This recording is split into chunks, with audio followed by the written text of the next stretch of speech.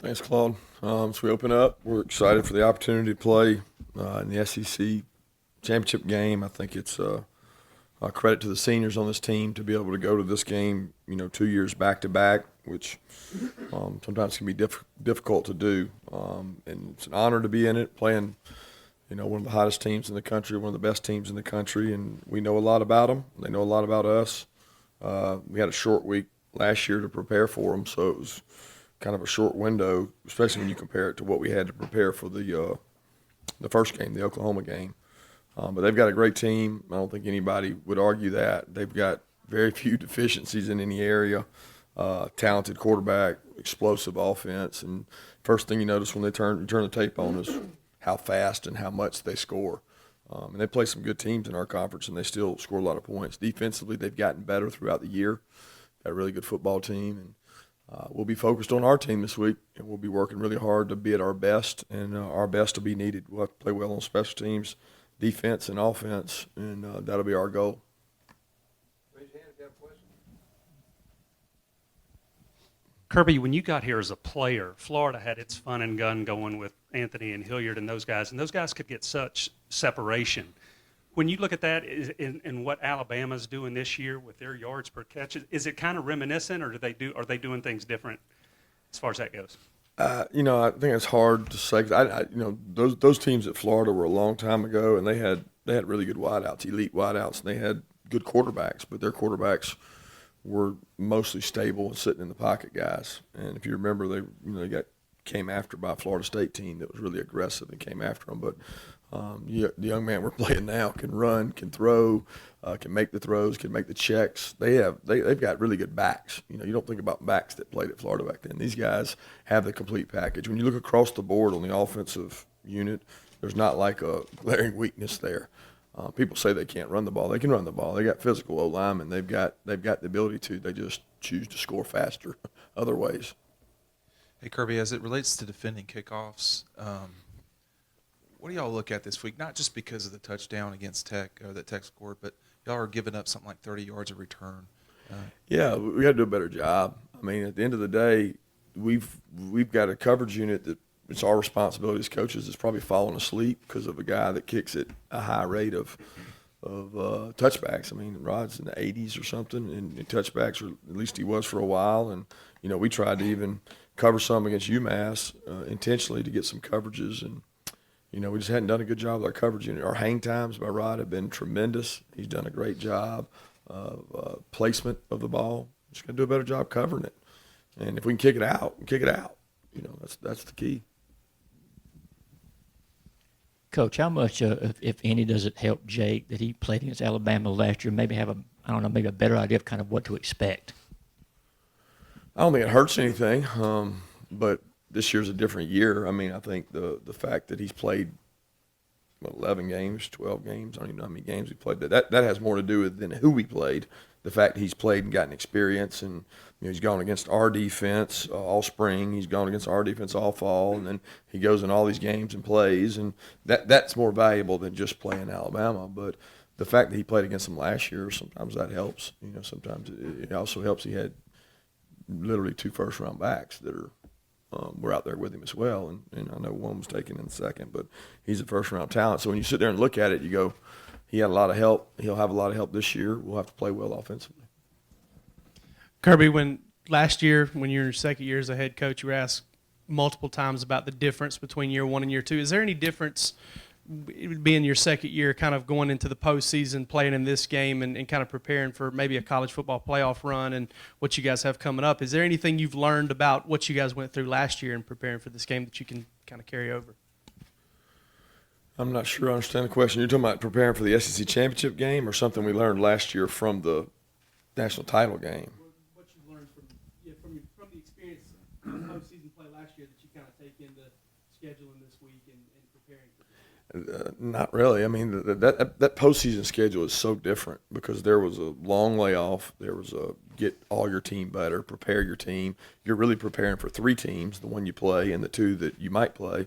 I mean, it's a playoff scenario. So that preparation is very different than this. This would be more similar to just finished a game. We got to go play an SEC championship, which is more similar to when we played Auburn last year as far as the schedule goes. Team's completely different.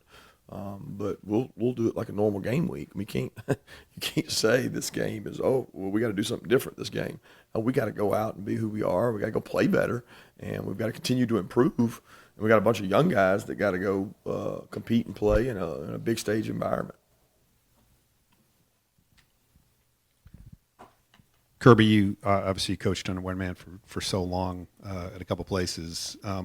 When you're on the sideline in situations like that, would you have gained any particular insight into maybe what Nick is thinking during a game that could help you during the game? I don't know. I mean, I think that there's going to be similar thinking. So, I mean, if you argue that there is a benefit from knowing what he's thinking or what he's thinking about in a certain situation, then he could say the same because it certainly was with him long enough to know that in certain situations I have a lot of the same beliefs and thoughts. So I don't think anybody strategically gains something because you work together for 10 years or you work together for 12 years at different places. Football's football. You have to make a decision. What is your strategy on 3rd and 1? What is your strategy on 4th and 4? And I don't think anybody is so predictable that you know that 100%. So I don't think you gain a whole lot from it. And sorry, one follow-up. I know the subject was beaten to death last January, but indulge me with one question. Do you think beating your mentor would be special at all, as opposed to any other one? I really don't look at it that way at all. It's not personal for me. I don't look at it as that at all. I mean, it would be gratifying to our players. It would be the next step towards going to the playoffs, and those are the objectives that we want. It's not about me. It's not about him. It's not about the fact we work together. It's never about that to me because I don't see it that way. I see a really good football team on the other side that our guys have earned the right to go play against, and that's really all it is for me. Kirby, you mentioned during the offseason about lessons learned in coverage from that last play of the game last year. Has that come up during the last year that you've taught your guys, brought it up? Not really. I mean, that lesson's learned the day we installed that defense. I mean, when you play cover 2 and you play halves, you got a guy over the top of another guy, and you got a guy in the flat, and the guy in the flat should jam and reroute, and the guy in the half should be in the half. And there's nothing about that game that you learn because that game came down to more than just that. I mean, that's just what people remember the most. So when we teach that coverage, we teach it the same way we taught it the year before. We just hope that we do a better job of executing it. Coach, a 2-part question on Tua. As you guys kind of study him and see what he does, is there any carryover from last year and having played him in a meaningful type of action for 30 minutes? And then also, have you noticed any differences in the way that he's played in that half last year to where he is now? Oh, yeah, he's improved tremendously. I mean, he was really good in that half, but you got to remember they had 2 really young linemen in the game. They got a lot of receivers that were playing at that point that were really young that have grown up. I mean, their receiving core is extremely talented, and they all seem young then.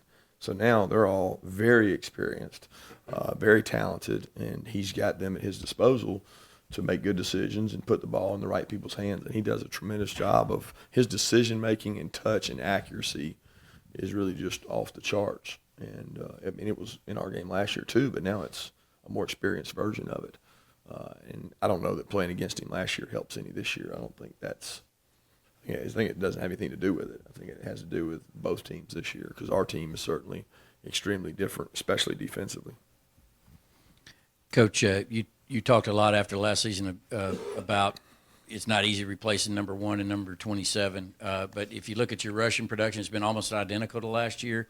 And a 2-part question here as well. Elijah Holyfield in particular, his ability to get to the pylon appears to be fairly special. And just what you've seen from him this season that maybe exceeded your expectation. I've been very pleased with Elijah. Number one, his leadership, more so than his ability to get to the pylon, has been tremendous. His work ethic day in and day out, his toughness and his attitude is tremendous. I think both those backs would tell you they benefit from a physical offensive line and a group of receivers that are a threat to catch the ball. So, those things help open boxes. And when people don't want to play you one-on-one, which Alabama will, they open up things for the other guys. And that's important. But Elijah's been tremendous, and he's got a good knack for getting the ball in the end zone, and he's a slasher. He's not afraid of contact. Coach, you updated on your teleconference Monty Rice and Cade Mays. Any updates with that? And also Ben Cleveland and Trey kind of hobbled off late against Tech. What does he look like for this week? Trey's good to go. I mean, he was out and about yesterday, moving around, so expect Trey to be fine. Really, all those guys, Ben's in the same boat he's been in. I mean, you guys ask about Ben every week. Ben's fighting to get back. We think, Ben's not 100%, but he's closer to 100% than he was yesterday. So we keep trying to get him back and doing all we can to get him back. And then really nothing changed on Caden and Nemani from last night. I mean, I don't know anything else. That's been less than 24 hours ago.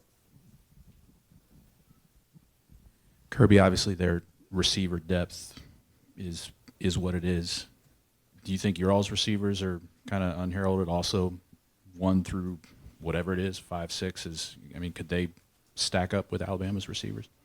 I think it's a tough comparison. I don't like doing comparisons. I got a lot of respect for Alabama's wideouts. I think they're tremendous. I think they're probably the best unit we've faced, and they're talented, man. They get vertical. They run routes. They stick their feet in the ground, and they've got a good guy throwing it to them. But so do we. We've got a good wide receiver core. We've got a deep wide receiver core across the board. A lot of guys have stepped up, and Jake allows those guys to make plays. So comparing them, I think it's hard to say because I'm certainly proud of the way our guys play on special teams and play physical, but their guys are very talented too.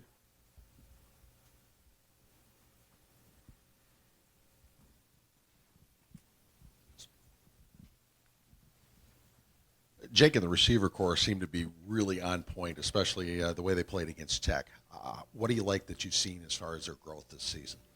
Timing, balance. Done a good job with the RPO game, done a good job with the vertical passing game. They've done a good job connecting on whether it's press man routes, off man routes. They're getting better. They throw and catch a lot together. I think Jake has a trust with that group, and they trust him that the ball is going to be there on time. And let's give them some credit. They run good routes and get open and catch the ball. But none of this happens without the protection, and that's one of the keys to this game is, number one, keeping the quarterback upright because of the number of sacks and this disruption they have. But our guys protecting the quarterback well and being able to have balance because you don't want to live in third and longs against this team. Kirby, will y'all be inside pretty much the whole week? Is there any point in going outside this week? We may be outside just to get out there, but it's going to depend on the weather. I mean, it's not like it is every other week where you'd say, I want to go outside because we're playing outside. We'll do it based on the weather and whether or not we want to get off the turf for a day. But most of the times we play in a game like this, we're inside. When you were at Alabama, did you see teams that would come in and just you could tell that they saw the Alabama name and weren't ready to play? And how does it help your team knowing that they could have beaten Alabama last year as they come in as 10-point underdogs? I don't know that it helps at all. I think the biggest thing is preparing your team the right way to play and not getting overwhelmed by the moment. If anything, I've probably seen more teams lose it in the warm-ups just trying to get all amped up and all that. I mean, you got to go play your best game. You got to be yourself, and you got to be the best version of you, and you can't worry about the rest. A lot of those teams that I witnessed that, they didn't have near as good players as us either. So I think when you look at it and you say, okay, what is the talent level? What is the talent gap? They've got an extremely talented team. We respect that.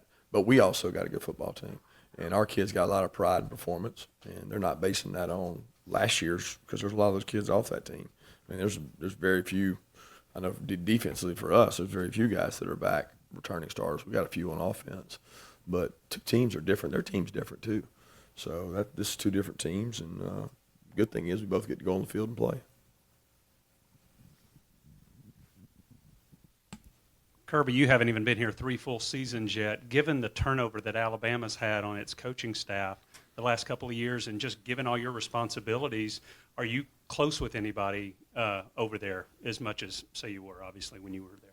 Oh, yeah, I've still got a lot of good friends in their support staff, and the rest of their staff, they're still guys that I see in the off season and things like that. Probably not as many with the changes they've had, but, I mean, that'll always be the case. I think every team we played, there's somebody on the coaching staff that I've worked with, or at least I'm good friends with, and that's no different at Alabama. Obviously, you knew they were all coming, all these questions about Alabama and your time there and all that. I'm sure you're probably proud of what you guys were able to accomplish. But is there a fatigue factor or even kind of a weary factor being asked all these questions and having to kind of deal with that link with you guys playing last year, playing this year? Is there any frustration that goes into? Not really. No, I mean I'm more worried about how to stop these wideouts and how to stop the quarterback. I'm not fatigued by this. I'm a lot more concerned with how we're going to play and where we're going to play guys and how we're going to go about doing things. That's you guys. That's y'all's questions. I get it. Y'all got a job to do, and my job's to answer them. Kirby, you mentioned protection of the quarterbacks as being a crucial part of this game, and stopping those wideouts. How critical would be just making Tua uncomfortable with the pass rush as far as helping your DBs out, not letting them break open deep. It'd be great to do that. It'd be awesome to do that. I think if you can disrupt the pocket and get him out there to do that, you got to take a lot of chances. And there's some good players back there behind those chances you're taking. And they also have the ability to expose you when you're not bounced up on the run. I mean, there's similarities between their offense and our offense. They do a really good job offensively of running the ball and putting together run packages. They just don't have to use them all the time because they're really explosive. So getting pressure, affecting the quarterback, absolutely, that's critical. But not giving up big plays is too. Kirby, I know you talk about the teams are much different even since last year, but how much can you motivate guys? I mean, I know you like to show things that have happened in the past. How much does what happened in January, you think, push your team a little bit or provide a little extra edge or make them go a little bit harder this week? I really think it's to each his own. I mean, that's not a motivating factor for me. I mean, that's not driving me. What's driving me is the young men in this room that'll be in here in a couple of hours trying to do my best job for them. And that's what our coaching staff has to do. We've got to put our guys in the best situation to be successful. And that's all we're concerned with. Because when you let all the outside forces and the outside motivation control you, sometimes you get emotional and you don't make the best decisions. We got to put the best plan together we can to play our best game against Alabama, not the Alabama last year, not the Georgia last year. So that's motivation for a lot of people, and that's the media talk. But for us, it's what do I have to do to play my best game? That's what I want to work on. 2 more questions?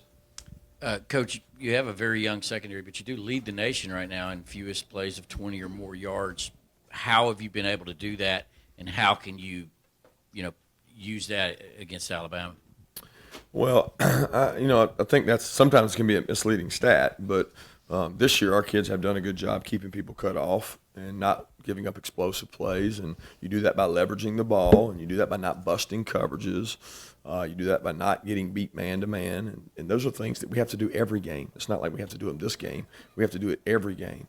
But along with that, we got to do a good job affecting the quarterback, and sometimes that exposes you to more risk, and you got to go play better. Is Irv Smith a particularly difficult matchup, their tight end, or have you seen guys with his skill set this season, you think? Yeah, he's talented. He's extremely fast. I mean, he's one of, like I said, that when you look across the personnel board, they've got a plethora of guys that are talented skill players. I mean, I think their backs are underrated. They've got unbelievable backs that can catch the ball in the backfield, that can do all kinds of things. But Irv Smith's a matchup problem. He's talented and a really talented guy and good player and good blocker. Thank you.